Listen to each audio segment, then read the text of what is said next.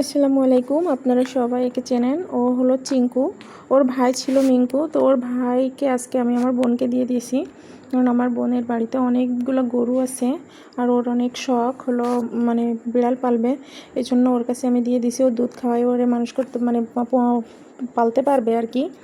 তো এই যে আমার লিজি আছে এখানে। লিজি বাইরে ছিল, একটু বাইরে ফাঁক পাইলে বাইরে চলে যায়, সবসময় সুযোগ খোঁজে বাইরে যাওয়ার জন্য।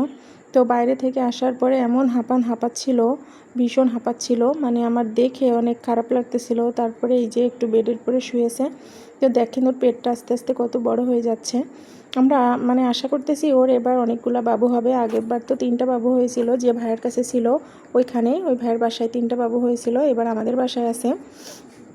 আশা করা যায় এবার অনেকগুলো বাচ্চা হবে লিজির। তো দেখেন লিজি কত আদর নিচ্ছে আমার, আর পেটটাও অনেক বড় হয়ে গেছে। সবাই আমার লিজির জন্য দোয়া করবেন। দেখেন আমার আঙুলে কি যেন লেগে আছে, চাটাচাটি শুরু করে দিছে আমার লিজি। তো দেখেন আস্তে আস্তে পেটটাও অনেক বড় হয়ে যাচ্ছে। মাশাল্লাহ মাশাল্লাহ, কেউ মাশাল্লাহ বলতে ভুলবেন না। আর মাশাল্লাহ না বললে কিন্তু নজর লেগে যাবে। সবাই মাশাল্লাহ বলবেন। আমার মেয়েটা সারা রাত আমার কাছেই ঘুমায়, আমি ওকে জড়িয়ে ধরে ঘুমাই, যেহেতু এখন গরমের সময়, তারপরেও সে আমার কাছেই ঘুমায়। দেখেন অনেক দুষ্টু হয়ে গেছে লিজিটা।